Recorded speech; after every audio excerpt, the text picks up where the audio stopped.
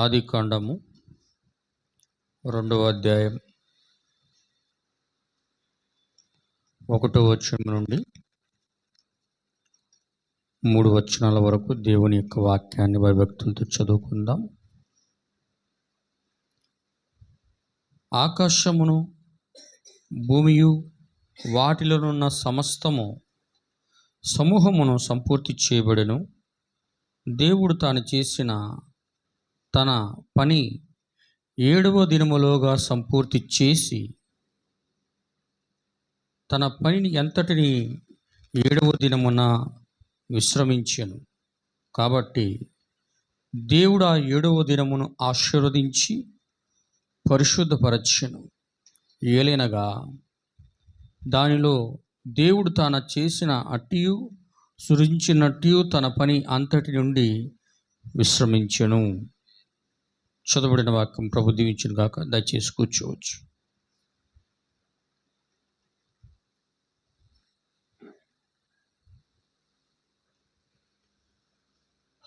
హల్లెలూయా.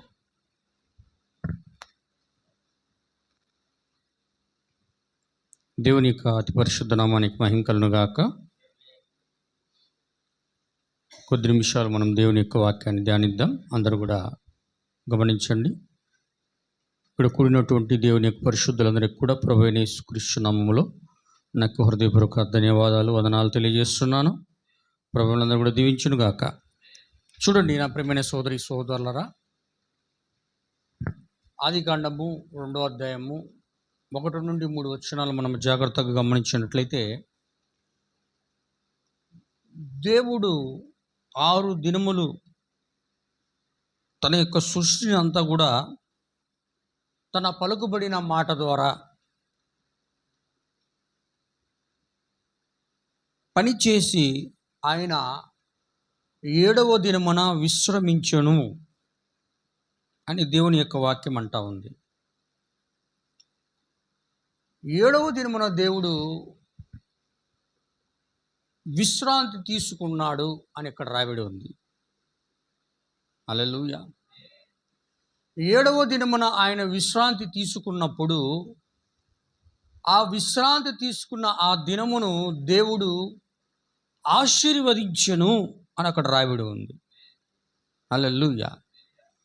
6 దినములను గురించి ఆయన ఆశీర్వాదం గురించి ఆయన మాట్లాడలేదు, కానీ 7వ దినమును ఆయన ఆశీర్వదించెను దేవుని వాక్యం అంటా ఉంది. హల్లెలూయా. దేవుని యొక్క వర్తమానికుడు ప్రవక్త గారు ఏమంటారంటే, 6 దినములు దేవుడు కష్టపడి పనిచేసి 7వ దినమున ఆయన విశ్రాంతి తీసుకున్నట్లు ఈ 7 దినములు అనబడేవి మొదటగా 7 సంఘకాలాలకి అవి సాదృశ్యంగా ఉన్నాయి. హల్లెలూయా. సాదృశ్యంగా ఉన్నాయి కనుక మొదటగా ఆయన 6000 సంవత్సరాలు 6 దినములు కష్టపడి 7వ దినమున విశ్రమించినట్లుగా ఈ 6000 సంవత్సరములు క్రీస్తు యొక్క శరీరమైన సంఘము కూడా కష్టపడి ఈ యొక్క శోధనల నుండి, శ్రమలను, ఇబ్బందులను, ఈ లోక కార్యములను, లోక పాపముతో పోరాడి వాటిని ఎదుర్కొని 7వ దినమున విశ్రమించవలసిన అవసరత ఉన్నది. అందుకే మనకి ఇప్పుడు విశ్రాంతి లేదు. ఈ శరీరాలకి మనకి విశ్రాంతి లేదు. అందుకే మనకి అనేక శోధనలు వస్తుంటాయి. కష్టాలు, బాధలు, శ్రమలు, ఎన్నో ఇరుకులు, ఎన్నో ఇబ్బందులు, ఎన్నో బలహీనతలు, ఎన్నో కార్యాలు మన జీవితంలోకి అనుమతించబడుతూ ఉంటాయి. ఎందుకంటే దేవుడు ఏ విధంగా 6 దినములు కష్టపడి 7వ దినమున విశ్రాంతి తీసుకున్నాడో, ఆయన శరీరం అనబడే పరిశుద్ధాత్మ బాప్తీసము పొందుకున్న ఆయన సంఘము కూడా ఈ 6000 సంవత్సరములు సాతాను ద్వారా వస్తున్న ప్రతి ఒక్క కార్యమును ఎదుర్కొని 7వ దినమున 1000 ఏండ్ల పరిపాలనలో విశ్రాంతి పొందుకోవాలి. హల్లెలూయా. అక్కడ 7వ దినమున ఆశీర్వదించాడు దేవుడు.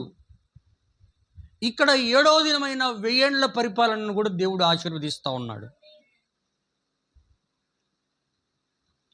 అక్కడ దేవుడు ఆయన సంఘము విశ్రాంతి తీసుకోవాలని ఆయన ఏదోనలో దాన్ని సృజించాడు సంఘాన్ని. కానీ విశ్రాంతి పొందుకునే లోపలే, ఆయన విశ్రాంతి పొందుకునే లోపలే 1000 ఏండ్లు 1000 సంవత్సరములు కాకుండానే సాతానుడు సంఘములో ప్రవేశించి దేవుని విశ్రాంతిని పోగొట్టుకున్నట్లు చేశాడు. దానికి కారణము పాపమై ఉన్నది. హల్లెలూయా. అందుకు అర్థమవుతుందా? దానికి కారణము పాపము. పాపము వలన వచ్చిన జీతము అక్కడ మరణమై ఉన్నది సంఘానికి. వాళ్ళు దేవుని చేత సహవాసములో విశ్రాంతి పొందుకొనకుండానే దేవుని యొక్క సన్నిధానంలో నుండి ఇద్దరు వెళ్ళగొట్టబడ్డారు. హల్లెలూయా. అందుకే మరలా దేవుడు నూతన యోధోను ఈ యొక్క భూమి మీద, ఆ పాత యోధోను దేశంలో, ఆ యొక్క ఇజ్రాయెల్ దేశంలో ఆయన ప్రారంభించినప్పుడు, ఆ 1000 ఏండ్ల పరిపాలనలో ఆయన దావీదు కుమారుడుగా ఉన్నప్పుడు ఎవరి కొరకు అయితే రక్తము కార్చాడో, ఎవరినైతే ఆయన విమోచించాడో, ఎవరినైతే ఆ ఎత్తబాటులో తీసుకొని వెళ్తున్నాడో, ఎవరైతే ఆ ఎత్తబాటులో తీసుకొని 1000 ఏండ్ల పరిపాలన కొరకు మృతుల పునరుద్ధానము కలిగిన శరీరముతో వస్తూ ఉన్నారో వారందరితో కూడా ప్రభువైన యేసుక్రీస్తు వారు విశ్రాంతి తీసుకోబోతున్నాడు. అప్పుడు ప్రపంచమును మొత్తము ఆయన ఏలబోతా ఉన్నాడు. ఆయన వధువు కూడా ప్రపంచాన్ని ఏలబోతా ఉన్నది. దానికి సూచనగానే అక్కడ 7వ దినమున ఆశీర్వదించాడు ఆయన. అది ఆశీర్వాదం గల కారణం. హల్లెలూయా. దేవుని యొక్క నామానికి మహిమ కలుగును గాక. గమనించండి నా ప్రియమైన సోదరి సోదరులారా, విశ్రాంతిని ఇచ్చాడు దేవుడు పాత నిబంధనలో. విశ్రాంతిని పోగొట్టుకున్నప్పుడు ఎందుకు విశ్రాంతిని ఇచ్చాడు? ఎందుకు విశ్రాంతిని ఇచ్చాడు ఆయన అంటే, పాపము జరుగుట వలన దేవునితో సహవాసం సంఘం పోగొట్టుకుంది, ఎల్లగొట్టబడ్డారు. ఇప్పుడు దేవునితో మరలా సహవాసము చేయడానికి ఆయన ఏం చేస్తున్నాడంటే, పాపము, మీ యొక్క పాపములు రక్తం వలె ఎర్రనివైనను, లేకపోతే కెంపు వలె ఎర్రనివైనను, హల్లెలూయా, నేను తెల్లగా, హిమం వలె తెల్లగా నేను మారుస్తానన్నాడు ఆయన. ఆమేన్. ఒకసారి షార్ట్ మెసేజ్ పెట్టున్నాం, మీ అందరూ చూసుంటారు అనుకుంటా. మన అందరి పాపములు దేవుడి దృష్టికి ఎర్రగా కనపడుతున్నాయి. యెషయా గ్రంథంలో ఉంటుంది. హల్లెలూయా. ఎరుపును ఆయన చూచినప్పుడు రక్తం, మన పాపములు, మన చేతుల్లో ఉన్నటువంటి పాపములు ఎర్రగా కనపడతా ఉంటే, ఆయన మన పాపములు ఎలా చూస్తున్నాడట? క్రీస్తులో గుండా ఆయన రక్తములో నుండి చూసినప్పుడు, ఎరుపులో నుండి ఎరుపును చూసినప్పుడు తెలుపుగా కనపడుతున్నది. హల్లెలూయా. అందుకే దేవుడు రక్తము క్రింద ఉన్న వారిని క్షమిస్తూ ఉన్నాడు ఆయన. హల్లెలూయా. దేవుని క్రమానికి మహిమ కలుగును గాక.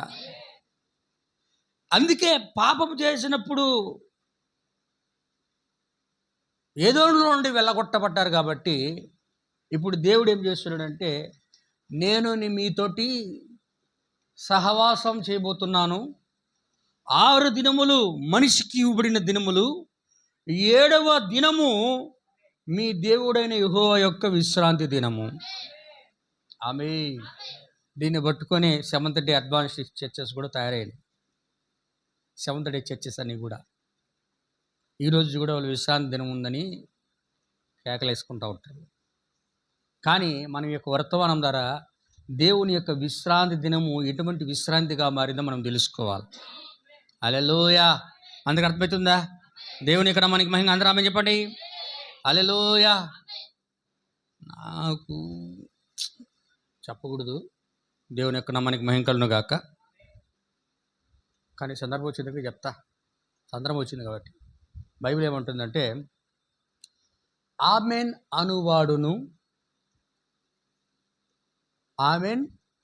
అనువాడును సత్య స్వరూపి అయిన ఆత్మ చెప్పు సంగతులు ఉందా బైబిల్లో? హల్లెలూయా. పనికి బాలిన ప్రోగ్రాం ఒకటి పెట్టి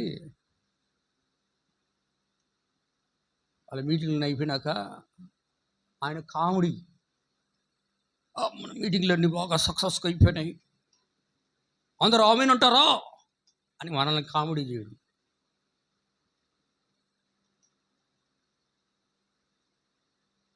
ఎవరిని కామెడీ చేస్తున్నాడు వాడు? అందరూ ఆమెన్ అంటారా అంటే మనం ఆమెన్ చెప్తుంటాం కదా దేవుని వాక్యానికి. అంటే మనల్ని హేళనగా మాట్లాడడం దయ్యం.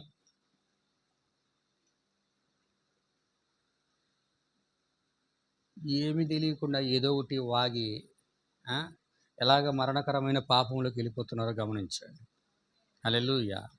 కాబట్టి ఇక్కడ అంటున్నాడు, ఏమంటున్నాడంటే, రక్తములో నేను మిమ్మల్ని కలుసుకుంటాను కాబట్టి 6 దినములు అది మీకు మానవుని యొక్క 10 దినములై ఉంటాయి, 7వ దినమున మీకు విశ్రాంతి దినమై ఉంటుంది, అది యెహోవా యొక్క దినమై ఉన్నది. ఆ దినమున మీరు సంఘమునకు పరిశుద్ధ సంఘముగా కూడుకొని రావలను. ఆమేన్. ఎందుకు దేవుని యొక్క సంఘమునకి పరిశుద్ధ సంఘముగా ఇజ్రాయేలు కూడుకోవాలంటే, ఆ దినమున దేవుడు ఇజ్రాయేల్ అందరికి కూడా పాపక్షమాపణ కలిగిస్తాడు. అక్కడ 7వ దినమున పాపం వచ్చింది కాబట్టి ఇక్కడ కూడా 7వ దినమున పాపమును తీసివేయడానికి ఇజ్రాయేల్కి విశ్రాంతి దినమును అనుగ్రహిస్తున్నాడు ఆయన. హల్లెలూయా. చూపిస్తాను చూడండి, గమనించండి. ఎక్కడ లేఖనాల్లో మీరు ఎక్కడ చూడాలంటే దాన్ని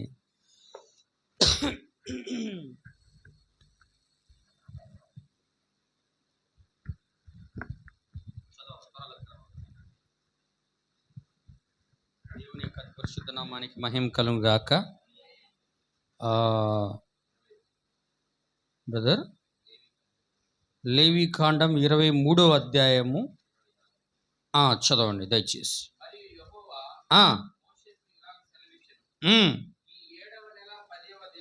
7వ నెల 10వ దినము పాపము నిమిత్తమైన ప్రాయశ్చిత్తార్థమైన దినము. అవును, అది మిమ్ములను మీరేం చేయాలి? ఆ రోజు మా ఇజ్రాయేల్ ప్రజలందరూ కూడా తమ్మును తాము దుఃఖపరుచుకోవాలి, పరిశుద్ధ సంఘముగా కూడుకొని ఏడవాలి. తమ యొక్క పాపముల నిమిత్తము, తమ యొక్క దోషములు, అతిక్రమముల నిమిత్తం సంఘము, ఇజ్రాయేల్ సంఘమంతా కూడా దేవుని సన్నిధానములో ఏడవాలి విశ్రాంతి దినములో.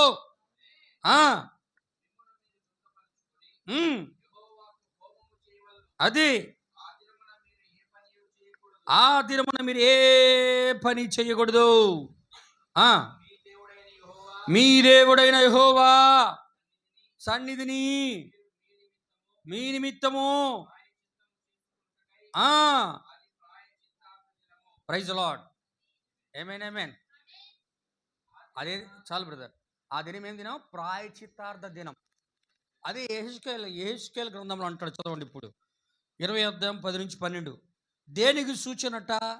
ఆ యొక్క విశ్రాంతిని అక్కడ దేవుడు అంటున్నాడు.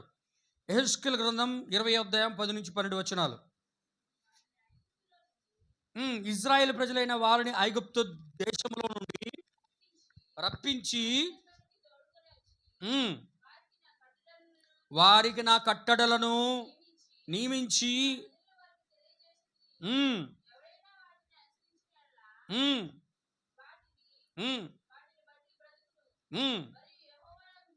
యెహోవానగు నేనే. అది హల్లెలూయా.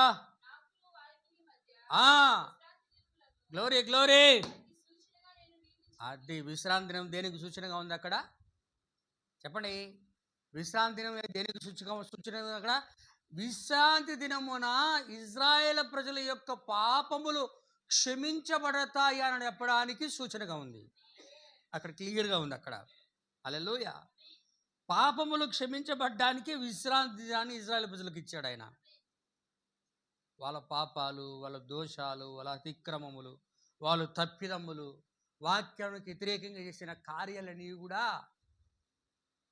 అక్కడ బలి అర్పించి ఆ రక్తము క్రింద ప్రధాన యాజకుడు నిలబడి ఆ రక్తము సన్నిధిలో వారు అక్కడ ప్రభు సన్నిధిలో వాళ్ళు ప్రార్థించినప్పుడు, ఎందుకంటే వీరు వచ్చేటప్పుడు చూడాలా, సంవత్సరమునికి ఒకసారి ఇచ్చే బలి అర్పణ ఉన్నది, వారం వారం తప్పిదమ్ములు చేసే వాళ్ళ బలి అర్పణ కూడా ఉంది అక్కడ.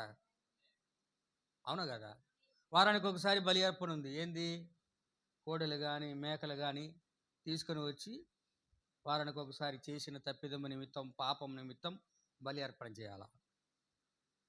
కానీ సంఘము, సమాజం మొత్తము సంవత్సరమునికి ఒకసారి చేసే బలి ఏంటంటే ఆ పస్కా బలి. అది ప్రధాన యాజకుడు చేస్తాడు, దీన్ని యాజకులు చేస్తారు. హల్లెలూయా.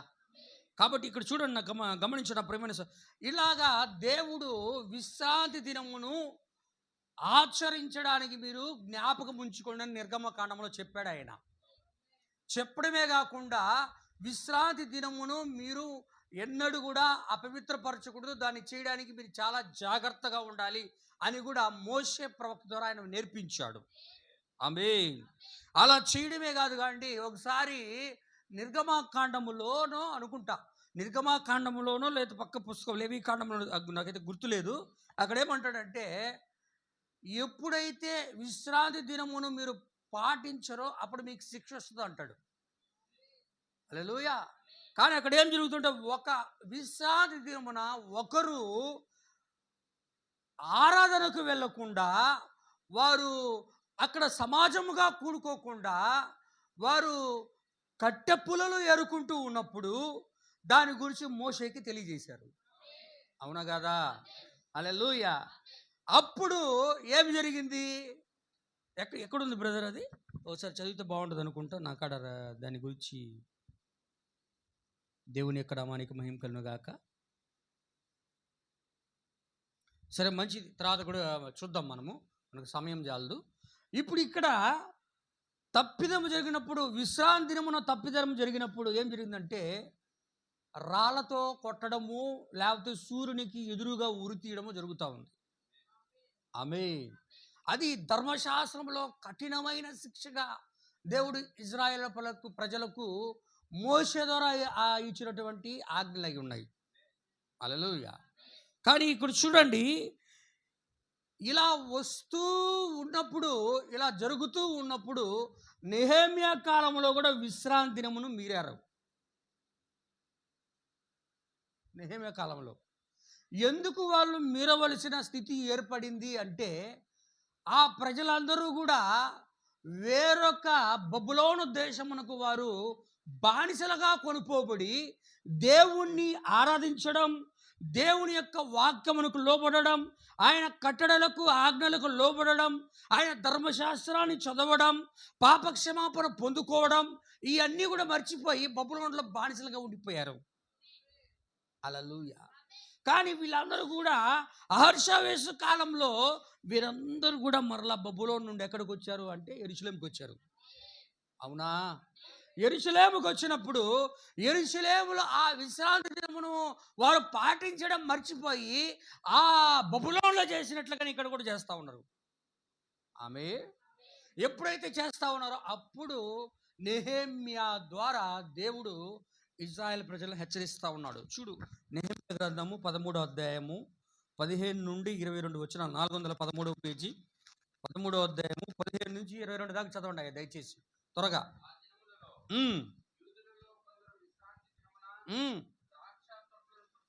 ఏ దినమున? విశ్రాంతి దినమున ద్రాక్ష తయారు చేస్తారు, దొక్కుతూ ఉన్నారు.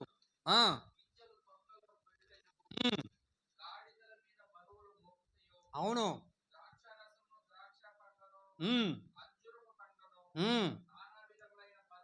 హల్లెలూయా. అవును. చూచి అమ్మిన వారిని గద్దించిరి.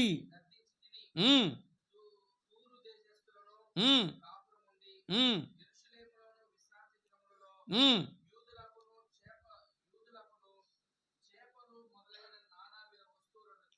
హల్లెలూయా. అమ్ముచుండిరి.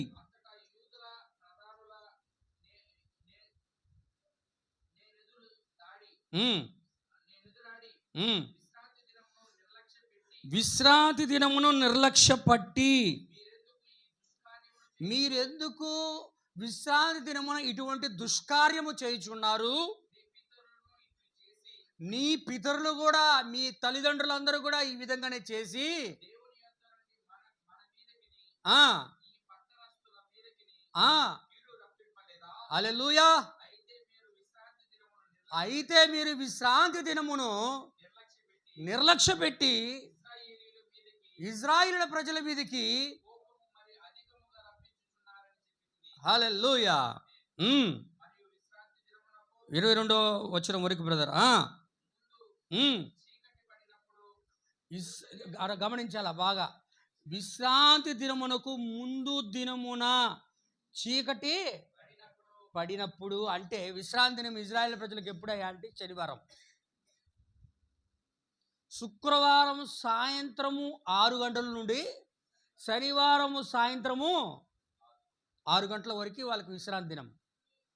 అస్తమయమును ఉదయము గలుగా ఒక దినమని ఇలా విధంగా ఆదికాండం 1వ అధ్యాయంలో చెప్పాడు ఆయన. అదే వాక్య క్రమ ప్రకారము వారికి ఒక డే ఎలా వస్తుంది అంటే సాయంత్రం మొదలుకొని మరుసటి రోజు సాయంత్రం వరకు, మరలా మరుసటి రోజు సాయంత్రం మొదలుకొని మరుసటి రోజు సాయంత్రం వరకు. హల్లెలూయా.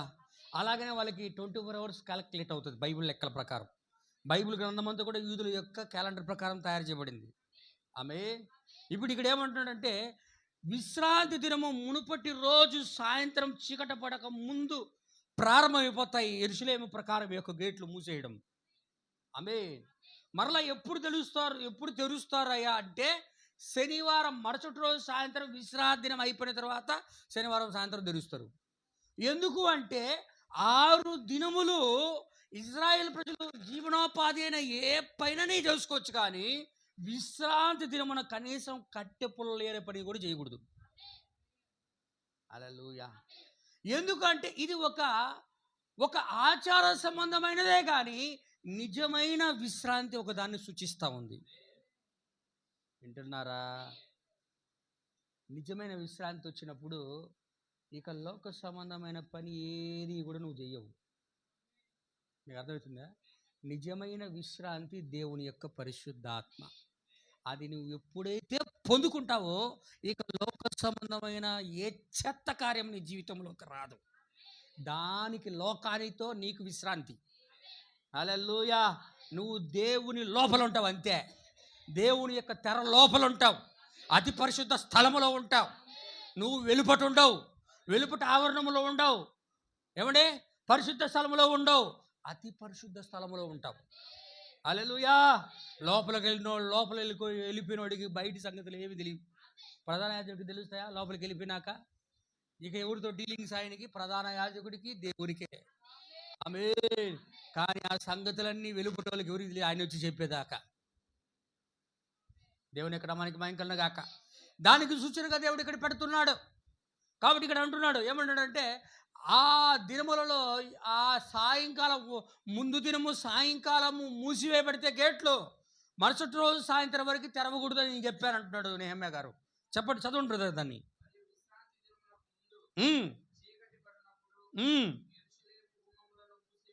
అవును అవును. వాటిని తీయకూడదని నేను ఆజ్ఞ ఇచ్చాను. హల్లెలూయా. విశ్రాంతి దినమున గమనించండి, ఏ బరువైనా కూడా ఏం రాకూడదు. విశ్రాంతి దినం పొందుకున్నాక పరిశుద్ధాత్మను పొందుకుని ఏ బరువు లోపలికి రాకూడదు మనిషి లోపలికి. ఆమేన్. ఏ బరువు, ఏ భారము, సమస్త పాప భారము ఏది కూడా లోపలికి రాకూడదు. హల్లెలూయా. ఎందుకంటే నిన్ను కాపలా కాస్తున్నవాడు లోపల ఉన్నాడు. లోపల నీతో ఉన్నట్లయితే బయట నుండి లోపలికి ఏది కూడా ప్రవేశించదు. అందుకే ఏ భారము, ఏ బరువు నువ్వేం చేయకూడదు. అప్పుడు పాప భారం ఏది కూడా నువ్వు లోపలికి రాకూడదని గుమ్మముల దగ్గర, హలో, ఎక్కడ ఎక్కడ అక్కడ యెరూషలేము గుమ్మముల దగ్గర, ఇక్కడ హృదయం అనే గుమ్మముల దగ్గర 12 గుమ్మాలు ఉన్నాయి మనకి. హల్లెలూయా. ఏ 12 గుమ్మాలు? అపోస్తులు 12 గుమ్మములు ఉన్నాయి ఇక్కడ. ప్రకటన గ్రంథంలో 12 గుమ్మాలు ఉన్నాయి అక్కడ. హల్లెలూయా. ఆ గుమ్మముల లోపలికి ఏది కూడా ప్రవేశించడానికి లేదు.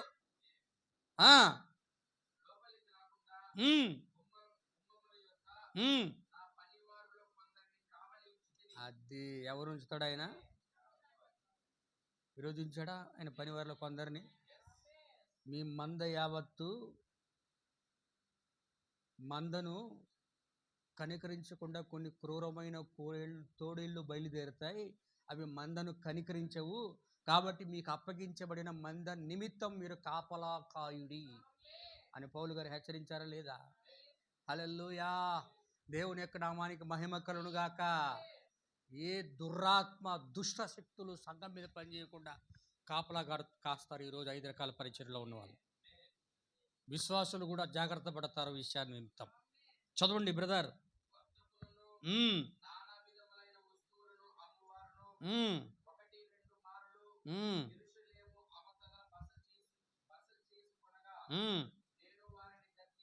హల్లెలూయా. అవును. అబ్బా చూడండి, గోడ సాటిని మీరు ఎందుకయ్యా బస చేస్తున్నారు, దాంకొని ఉన్నారు, పని చేస్తున్నారు అక్కడ. మీరు ఇంకొకసారి ఇట్లా కానీ గోడ పక్కన దాంకొని పనులు చేశారంటే మిమ్మల్ని పట్టుకుందని హెచ్చరించాడు ఆయన. హల్లెలూయా.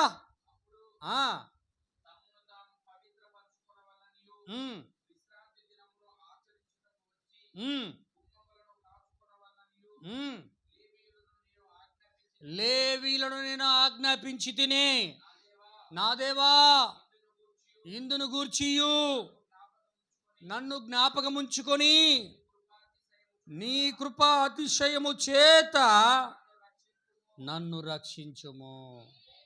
ఆమేన్. హల్లెలూయా.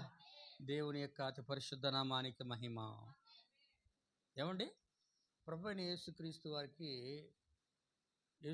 వారు పాత నిబంధనలో ఏదైతే యెహోవాగా ఉండి సంగమునకు ఆజ్ఞలను ఇచ్చాడో ఆయన ఈ ఆజ్ఞలు ఏది కూడా కొట్టివేయలేదు. హల్లెలూయా. ఏమన్నాడు ఆయన? నేను ధర్మశాస్త్రమును నెరవేర్చడానికి వచ్చాను కానీ దాన్ని కొట్టివేయడానికి నేను రాలేదు. ధర్మశాస్త్రం ఇవ్వబడితే అది హెచ్చించబడిందే కానీ కొట్టివేయబడలేదు. నిర్గమకాండంలో 20 అధ్యాయంలో ఉంటాయి. నరహత్య చెయ్యవద్దు, వ్యభిచరించవద్దు, దొంగిలించవద్దు, ఇలా మాట్లాడుతూ పైన ఉంటుంది. పైన అక్కడే ఆ పుస్తకం 20 అధ్యాయంలో ఏమని ఉంటుందంటే, విశ్రాంతి దినమును ఆచరించుటకు మీరు జ్ఞాపకము చేసుకోనండి, విశ్రాంతి దినమును మీరు పరిశుద్ధముగా మీరు ఆచరించాలంటాడు. ఆమేన్. అవునా? ఇవన్నీ కూడా ధర్మశాస్త్రంలో ఇశ్రాయేలు ప్రజలకు ఇచ్చినటువంటి ఆజ్ఞలు. హల్లెలూయా. ఈ ఆజ్ఞల గురించి మత్తయి సువార్త 5వ అధ్యాయంలో మాట్లాడుతూ ఇవే ఆజ్ఞల గురించి మాట్లాడతాడు ఆయన. నిర్గమకాండం 20 అధ్యాయంలో చెప్పిన ఆజ్ఞల గురించే మత్తయి సువార్త 5వ అధ్యాయంలో ఈ ఆజ్ఞల గురించే మాట్లాడతాడు. నరహత్య చెయ్యవద్దు, వ్యభిచరించవద్దు అంటే అక్కడ దాన్ని ఇంకా హై చేస్తున్నాడు, ఆజ్ఞని ఇంకా ఎక్కువగా చూపిస్తున్నాడు. ఇక్కడ భౌతిక సంబంధంగా ఉంటే అక్కడ ఆత్మ సంబంధమైన దానిగా ఇంకా ఎక్కువగా ఇంక్రీజ్ చేసి చూపిస్తున్నాడు దాన్ని అక్కడ. హల్లెలూయా. అన్నిటి గురించి మాట్లాడాడు కానీ ఆత్మ సంబంధంగా విశ్రాంతి దినముల గురించి వచ్చేసరికి ఆయన వదిలిపెట్టేశాడు. చదువుకో తర్వాత ఇల్లు కావాలంటే. మీ అందరికి అర్థమైందా? అన్నిటి గురించి మాట్లాడాడు కానీ విశ్రాంతి దినముల గురించి వచ్చేసరికి దాని గురించి మాట్లాడలే. దాన్ని దాటి దాని తర్వాత ఉన్న ఆజ్ఞ గురించి ఆయన మాట్లాడాడు. మత్తయి సువార్త 5వ అధ్యాయంలో హెబ్రీయులకు రాసిన పత్రికను వర్తమానంలో అంటాడు ఆయన. హల్లెలూయా.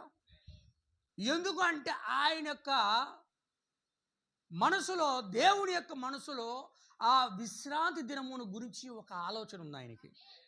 ఆమేన్. హల్లెలూయా. అందుకే ఆ విశ్రాంతి గురించి మాట్లాడుతూ ఒక మాట అంటాడు ఆయన. హోషేయ గ్రంథంలో చదవండి, ఇప్పుడు చదవండి. హోషేయ గ్రంథము 2వ అధ్యాయము 11వ వచనం. దేవుని యొక్క అతి పరిశుద్ధ నామానికి మహిమ కలుగును గాక.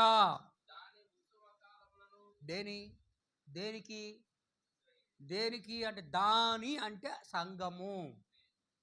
ఆమె దాని అంటే సంఘము. సంఘము యొక్క ఎన్నో 745 పేజీ అండి, దయచేసి చూసుకోండి. ఏమంటాడు? దాని యొక్క ఉత్సవ కాలాలు. సంఘానికి ఉన్న ఉత్సవ కాలాలు ఉన్నాయా? ఏమండి? సంఘానికి ఉత్సవాలు జరిగించుకునే కాలాలు ఉన్నాయి. హల్లెలూయా. ఆ ఉత్సవ కాలములను, పండుగలను, అమావాస్యలను, విశ్రాంతి దినములను, నియామక కాలములను సంఘానికి నేను మానిపించేస్తా. భవిష్యత్తు అంటున్నాడు దేవుడు. ఇజ్రాయేల్ సంఘంతో హెచ్చరిస్తూ ఉన్నాడు. దాని నియామక కాలములు, ఉత్సవ కాలములు, పండుగలు, గమనించాలా, పండుగలు, అమావాస్య దినాలు, విశ్రాంతి దినాలు, నియామక కాలములో నేను మానిపించేస్తా. హల్లెలూయా. నేను మానిపిస్తానని దేవుడు హోషేయకు రాసిన గ్రంథంలో ముందుగా వాగ్దానం చేస్తున్నాడు.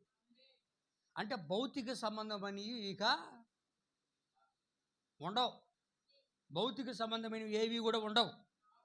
ఎందుకంటే పాత నిబంధన రాబోచున్న వాటి మేలుల యొక్క క్రీస్తు యొక్క ఛాయే గాని నిజ స్వరూపము క్రీస్తులో ఉన్నది.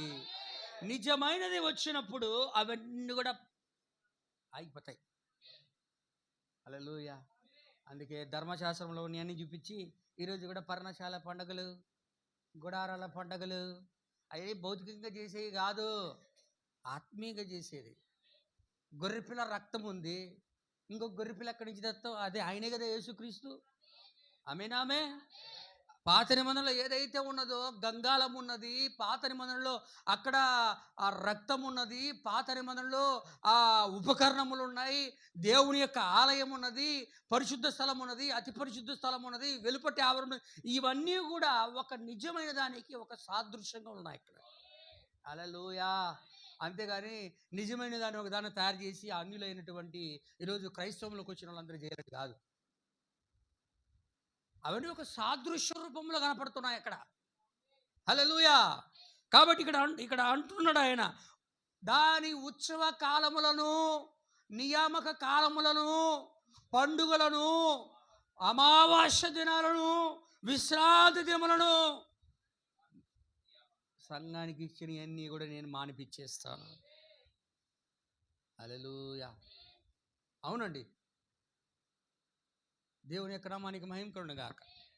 అందుకే ఇక్కడ కానీ మీరు గమనిస్తే ఖచ్చితంగా ప్రతి ఒక్క దాన్ని ఇజ్రాయేల్ ప్రజలు చేయాలా.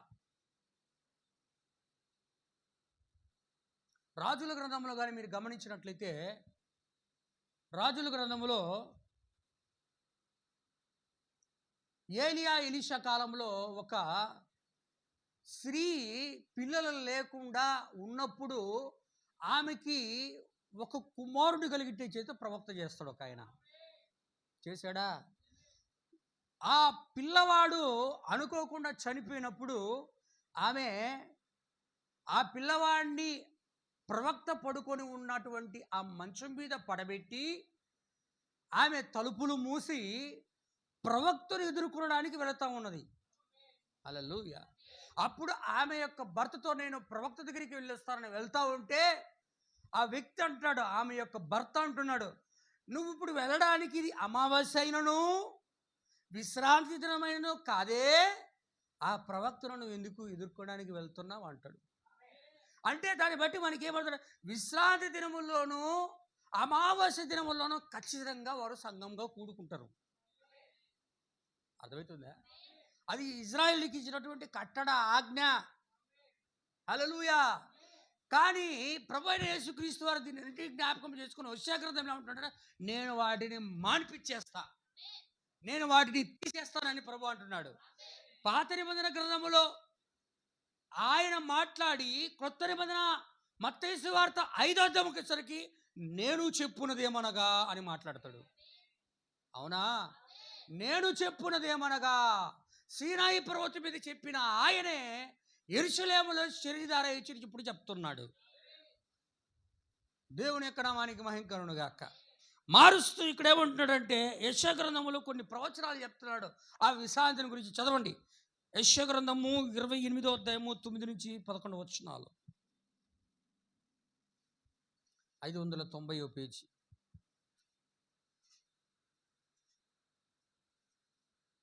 హల్లెలూయా. వాడు ఎవరికి విద్య నేర్పును? ఎవడికి వాడు వర్తమానము తెలియజేయును?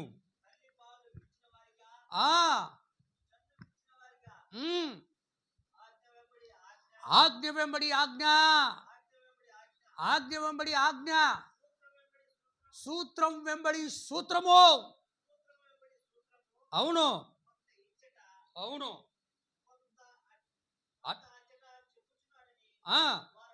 వారు అందరూ నిజమే.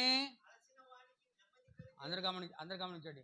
అలసిన వారికి నెమ్మది, అలసిన వారికి నెమ్మది కలుగజేయుడి. ఇదే నెమ్మది, ఇదే విశ్రాంతి అని చెప్పువాడు నది వారి పెద్దవుల చేతను అన్య భాషతోనూ. Praise the lord. ఆమేన్. చాలు బ్రదర్. దేవుని యొక్క నామానికి మహిమ కలుగును గాక. అక్కడ ఏమంటున్నాడంటే ఇదే నెమ్మది, అలసిన వారికి ఇదే నెమ్మది. అదేంది అంటే, అదేమిటయ్యా? అదేంది అంటే నత్తివారి పెదవుల చేత అన్య భాషలు నేను మాట్లాడుచున్నాను. ఏమండి? హల్లెలూయా. ఇదే విశ్రాంతి అక్కడ అంటున్నాడు. కానీ అది ఎప్పుడు జరగబోతుందంటే ఆయన శరీరధారిగా వచ్చినప్పుడు అది నెరవేర్పజేస్తున్నాడు. ఎప్పుడైతే ఆయన కల్వరి శిలువలో రక్తము కార్చి ఆయన ఎప్పుడైతే ఆ రక్తమును భూమి మీద ఆయన చిందించాడో, ఆ రక్త కణం ఎప్పుడైతే పగలబట్టబడిందో, ఆయన ఎప్పుడైతే మృతుల్లో ఉండి పునరుద్ధరణుడై పరలోకమునకి ఆరోహణం అవుతున్నాడో, హల్లెలూయా, అప్పుడు ఆయన ఏం చేశాడు? ఆయన యొక్క రక్తము నుండి దేవుని యొక్క జీవాత్మ బయటకు వస్తాడు. అదే పరిశుద్ధాత్మగా ఉన్న పెంతెకోస్తు దినమందు ఆ సంఘం మీద ఒక్కొక్కరి మీద మొక్కలుగా వాలింది, అగ్నినాళకులుగా. ఆమేన్. హల్లెలూయా. అందుకే అదే యెషయా గ్రంథంలో ఇంకొక మాట అంటాడు. ఏమంటాడంటే చూడండి 54:13, 615 పేజీ ఒక మాట అంటాడు. 54:13లో 615 పేజీ చూడండి. నీ పిల్లలు అందరూ, అంటే దేవుని పిల్లలందరండి, దేవుని పిల్లలందరూ అది ప్రైజ్ ది లార్డ్. ఎప్పుడు కలిగిద్దట? ఎప్పుడు అది విశ్రాంతి కలిగిద్ది? ఏమండి? యెహోవా చేత ఉపదేశము పొందుదురు. నీ పిల్లలకు అధిక విశ్రాంతి ఎప్పుడు కలిగిద్ది అంటే యెహోవా చేత ఆయన పిల్లల ఉపదేశం పొందినప్పుడు. మరి ఎప్పుడు వచ్చి యెహోవా ఉపదేశం చేశాడో ఇజ్రాయెల్ దేశంలో కదా, అంతే కదా. మరి నా పిల్లలందరూ యెహోవా చేత ఉపదేశం పొందుదురు, వారికి అధిక విశ్రాంతి కలుగుతుంది అన్నాడు. హల్లెలూయా. అక్కడ పాత నిబంధనలో ఉన్నటువంటి ఆ యొక్క ఛాయగా ఉన్న విశ్రాంతి దినము ఇక్కడ విశ్రాంతిగా మారిపోయింది. హల్లెలూయా. దేవుని యొక్క నామానికి మహిమ కలుగును గాక. ఇప్పుడు విశ్రాంతిగా మారిన తర్వాత విశ్రాంతి గురించి మాట్లాడుతూ యెహోవా చేత ఆయన పిల్లలందరూ ఉపదేశం పొందుదురు, వారికి అధిక విశ్రాంతి కలుగును. మరి యెహోవా చేత విశ్రాంతి పొందుకోవాలంటే యెహోవా పిల్లలు ఆయన యొక్క మాటలు విని బోధ పొందినప్పుడే జరుగుతుంది అని అంటున్నాడు అక్కడ. హల్లెలూయా. మరి ఎప్పుడు జరుగుతుంది? ఎప్పుడు జరుగుతుందంటే హల్లెలూయా, యెహోవాయే, పాత నిబంధన యెహోవాయే, క్రొత్త నిబంధన యేసుక్రీస్తుగా వచ్చాడు. పాత నిబంధన యెహోవాయే, క్రొత్త నిబంధన యేసుక్రీస్తు. క్రొత్త నిబంధన యేసుక్రీస్తు వారు వచ్చినప్పుడు అంటున్నాడు, సమస్త పాప భారమును మోయిచున్న వారులారా నా యొద్దకు రండి, నేను మీకు విశ్రాంతిని అనుగ్రహిస్తాను. హల్లెలూయా. నేను ఇచ్చి విశ్రాంతి ఫ్యాన్ల కింద కూర్చొని తీసుకునే విశ్రాంతి కాదు.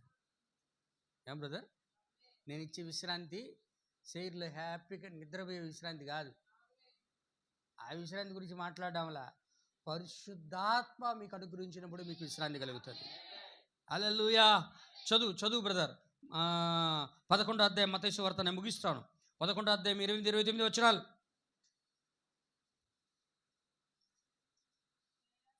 12వ పేజీ. ప్రయాసపడి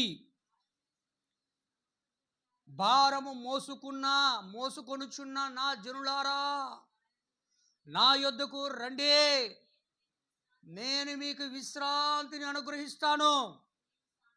నేను సాత్వికుడను, దీన మనస్సు గలవాడను. మీ ఎవరి మీద?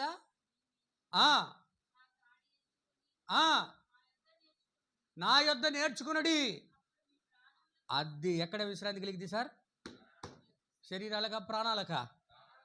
ప్రాణమునకు విశ్రాంతి. హల్లెలూయా. ప్రాణమునకు విశ్రాంతి. ప్రాణమునకు విశ్రాంతి తీయడానికి సమస్త పాప భారమును మోయిచున్న వారులారా నా యొద్దకు రండి, నేను మీ ప్రాణములకు విశ్రాంతిని అనుగ్రహిస్తాను.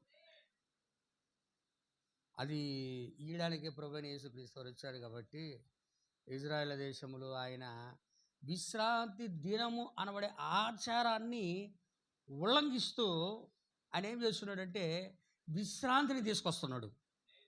అవునా కదా? ఏం తీసుకొస్తున్నాడు ఆయన? విశ్రాంతిని తీసుకొస్తున్నాడు. అందుకే ఆయన వెళ్తున్నాడు, విశ్రాంతి దినమునే స్వస్థపరుస్తున్నాడు, విశ్రాంతి దినమునే బాగులేని వాళ్ళకి బాగు చేస్తున్నాడు, విశ్రాంతి దినమున అద్భుతాలు చేస్తున్నాడు, విశ్రాంతి దినమున సూచక్రియలు చేస్తున్నాడు, విశ్రాంతి దినమున అన్ని కార్యాలు చేస్తూ ఉన్నాడు. హల్లెలూయా. ఇజ్రాయేల్ చట్టం ఏమంటా ఉన్నదంటే, ధర్మశాస్త్రం ఏమంటుందంటే, ఆ దినమున ఏ పని కూడా చేయకూడదట.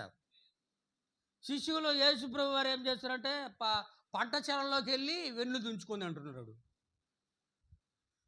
అక్కడ పాత నిబంధనలో చేయొద్దు అన్నాడు, ఇక్కడ వచ్చి వెన్నులు దించుకొని అంటుంటే ఆయన ఏమంటున్నాడు చూడు. అక్కడ 12వ అధ్యాయం మత్తయి సువార్త 12, మత్తయి సువార్త 9 నుంచి చదవండి 14 దాకా.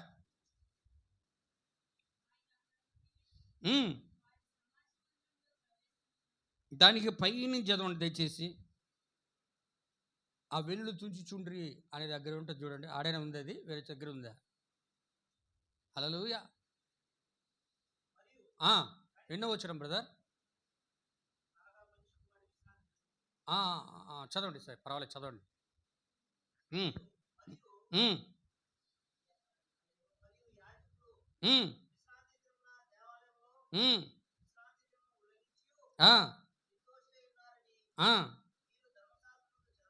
అవును, దేవాలయము కన్నా గొప్పవాడు. విశ్రాంతి దినము ఎక్కడైతే సమాజంగా ఇజ్రాయేల్ ప్రజలు కూడుకుంటారో ఆ దేవాలయం కన్నా గొప్పవాడు ఇక్కడ ఉన్నాడని నేను కనికరమునే కోరుచున్నాను కానీ నేను బలిని కోరటం లేదు. అవును.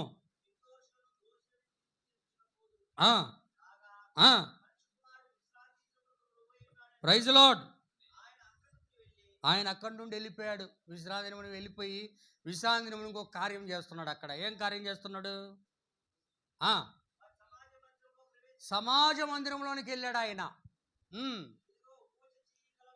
ఊచ చేయగలవాడు సమాజ మందిరంలో ఉన్నాడు.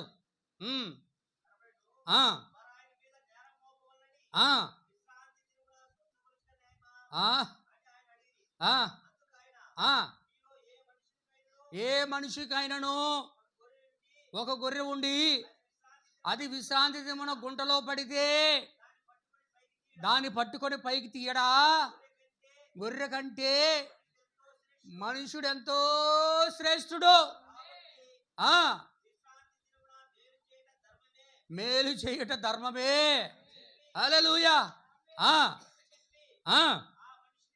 ఆ మనుషునితో వాడు చెయ్యి చాపగా మిగతా రెండో చెయ్యి వలె మొదటి చెయ్యి అయిపోయింది. హల్లెలూయా. ఆయన విశ్రాంతి దినమున సమాజ మందిరములో ఊచ చేయగల వాడిని స్వస్థపరిచాడు. అప్పుడు వాళ్ళందరూ ఏమని మీటింగ్ పెట్టారు, కాన్ఫరెన్స్ పెట్టారు, ఆలోచన సభ. ఏమని? మనకు ధర్మశాస్త్రంలో అసలు ఏ పని చేయకూడదు అంటా ఉన్నారే, ఎటువంటి కార్యము చేయకూడదు, కనీసం వంట కూడా చేసుకోకూడదు అన్నాడు ఆయన. దేవుడు చెప్పాడు నిర్గమాకాండంలో, ఇదిగో మీకు రేపు విశ్రాంతి దినము, రోజుకి ఒక్కసారే మన్నా పడుతుంది ఆకాశం నుండి. హల్లెలూయా. కానీ రేపు విశ్రాంతి దినము కాబట్టి మీకు ఇప్పుడు ఉదయము సాయంత్రం 2 పూటలు పడిద్ది, మీరు రేపటి కొరకే దీన్ని సమకూర్చుకోండి. వింటున్నారా? హల్లెలూయా. కాబట్టి మీరు సాయంత్రం కూడా పడిద్ది, మీరేం కూర్చుకోబాకండియా, వాసన వచ్చిందని చెప్పాడు ఆయన. అవునా? అప్పుడు వీళ్ళు ఏం చేశారు, ఆశ ఎక్కువ కదా వీళ్ళకి, ఉదయం పడుతుంది సాయంత్రం పడుతుంది దేవుడు మాట ఇస్తే అన్నాడు కూడా ఆయన మార్చడు. ఆమేన్. హల్లెలూయా. కానీ సాయంత్రం పట్టింది ఉదయం దాకా కూడా బాగుంటుంది, వాసన కొట్టదు, వాసన ఉండదు అది. కానీ వీళ్ళు ఏం చేశారు, ఉదయమే కూర్చుకున్నారు, సాయంత్రం పడుతుంది అని చెప్పినా కూడా అదేమైంది పండి, కుళ్ళిపోయి కంపు కొట్టు వాసన వచ్చింది. హల్లెలూయా. ఆయన ఎందుకు ఇస్తున్నాడు అంటే రేపు విశ్రాంతి దినం కాబట్టి రేపటి కొరకే ముందుగానే ఆహారాన్ని ముందుగా ఆయన సిద్ధపరుస్తున్నాడు. ఆయన ఏ పని చేయకూడదని, దాన్ని ఒక ప్రత్యేకమైన దినముగా, దాన్ని పరిశుద్ధంగా ఉండాలని, దాన్ని ఖచ్చితంగా మీరు నెరవేర్పు చేయాలని ఆజ్ఞ ఇచ్చిన దేవుడే దాన్ని నెరవేర్పు చేస్తున్నాడు అక్కడ. హల్లెలూయా. ఆ చెప్పిన ఆయనే పాత నిబంధనలో చెప్పిన ఆయన కొత్త నిబంధనలో శరీరాన్ని వచ్చి ఇక్కడ ఏం చేస్తున్నాడంటే ఆ దినాన్ని ఆచరించడంలే. ఆ దినాన్ని ఆయన శాస్త్రులు సద్దుకైలు హేరోదుల వలె వెంబడించడం లేదు. వెంబడించకపోయేసరికి ఇతడు విశ్రాంతి దినమును ఆచరించడం లేదు కాబట్టి ఇతడు దేవుని యొద్ద నుండి పంపబడిన మనుషుడు కాదు. హల్లెలూయా. ఇతడు దేవుని యొద్ద నుండి పంపబడిన మనుషుడు కాదు. కాబట్టి వీణ్ణి ఎలాగ సంహరించుదమా అని ఆ రోజు నుంచి దురాలోచనలు కలిగి ఉన్నారట. చదువు కింద చదవండి బ్రదర్, అది కింద ఉంటుంది చూడండి ఆ మాట. వెలుపలికి పోయి ఆయనను ఎలాగు సంహరింతుమా అని ఆయనకు విరోధముగా ఆలోచన చేశారు. కారణం ఏంటంటే విశ్రాంతి దినమును ఆచరించడం లేదట ఆయన. హల్లెలూయా. ఆయన ధర్మశాస్త్రం వైపు నుండి కృప వైపు సంఘాన్ని మళ్ళిస్తున్నాడు. అది గొప్ప గొప్పోళ్ళు పెద్ద పెద్దోళ్ళకి ఇది అర్థం కాలే. ఆమేన్. హల్లెలూయా. దాన్ని వాళ్ళు కనుగొనలేని, తెలుసుకోలేని గుడ్డివారుగా ఉన్నారు సంఘంలో. ఆమేన్.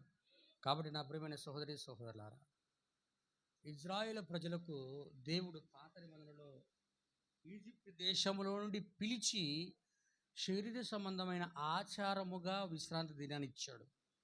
ఆ ఆచారము కూడా వాళ్ళు బయటకు వచ్చినప్పటి నుంచి కానానులోకి వెళ్ళే వరకు దాన్ని చేస్తూనే ఉండాలి. కానీ కానానులో కూడా వాళ్ళకి విశ్రాంతి ఉందా? కానానులో విశ్రాంతి ఉందా వాళ్ళకి? చెప్పండి. ఒక మాట ఉంటుంది బైబిల్లో, యెహోషువ కాలం, ఎక్సలెంట్. నిజంగా యెహోషువ కాలంలో అంటాడు, ఏమంటాడు తెలుసా? ఆ యొక్క దేశంలోకి వెళ్ళినా కూడా మీకు విశ్రాంతి కలగదు, మీకు విశ్రాంతి దొరకదు. కానీ మీకు ఎప్పుడు విశ్రాంతి కలుగుద్ది అంటే ఆ అమాలేకులను నేను భూమి నుంచి తుడిచిపెట్టినప్పుడు మీకు దొరికిద్ది అంటాడు. అప్పుడు వరకు మీరు శత్రువుతో యుద్ధం జరుగుతుంది మీకు అన్నాడు. అంటే వాళ్ళకి ఇంకా విశ్రాంతి దొరికిందా? మరి విశ్రాంతి ఇజ్రాయేల్ ప్రజలకి చెప్పండి, ఇజ్రాయేల్ ప్రజలకి మరి విశ్రాంతి దొరికిందా? అందుకే ప్రతిసారి వాళ్ళతో యుద్ధం జరుగుతూ ఉంటుంది. ఇప్పటి వరకు వాళ్ళకి ఇంకా విశ్రాంతి దొరకలే. దొరికిందా? దొరికితే మరి వాళ్ళకి దొరికితే మన దగ్గరికి ఎందుకు వస్తాడు ఆయన? అవునా? ఆమేన్ చెప్పండి. హల్లెలూయా. అర్థమవుతున్నదా? ఆ ఇజ్రాయేల్ ప్రజలకు విశ్రాంతిని ఇవ్వడానికి వచ్చాడు, వాళ్ళు వద్దన్నారు దాన్ని. అందుకే ఆ విశ్రాంతి అన్ని జనులైన మన దగ్గరికి వచ్చింది. హల్లెలూయా. ఇప్పుడు ఆ విశ్రాంతిని ఇవ్వడానికే మోషే ఎలీయాలు వెళ్తారు. హల్లెలూయా. దేవుని యొక్క నామానికి మహిమ కలుగును గాక. కాబట్టి నా ప్రియమైన సోదరి సహోదరులారా, విశ్రాంతి ఆది కాండంలో ఇవ్వబడిన విశ్రాంతి అది బ్రద్దలైపోయి ప్రకటన గ్రంథముతో తన ప్రజలకి ఇవ్వబడుతున్న విశ్రాంతితో ముగించబడతా ఉంది. హల్లెలూయా. కాబట్టి అది పాత నిబంధనలో అయినను క్రొత్త నిబంధనలో ఉన్నదానికి ఒక నిజ స్వరూపమునికి ఒక సాదృశ్యంగా ఉంది. చెప్పబడిన వాక్యం ప్రభు దీవించును గాక. అది ఒక 1000 ఏళ్ల పరిపాలనకి సూచనగాను, 1000 ఏళ్ల పరిపాలనలో విశ్రాంతికి సూచనగా అది దేవుడు అనుగ్రహించాడు. ప్రభు మిమ్మల్ని కూడా ఆశ్రయించును గాక. God bless you. షాలోమ్. ప్రభు చిత్తం మీదకి ఒకసారి కలిసినప్పుడు దాని గురించి మనం తెలుసుకుందాం. ప్రార్థన చేసుకుందాం.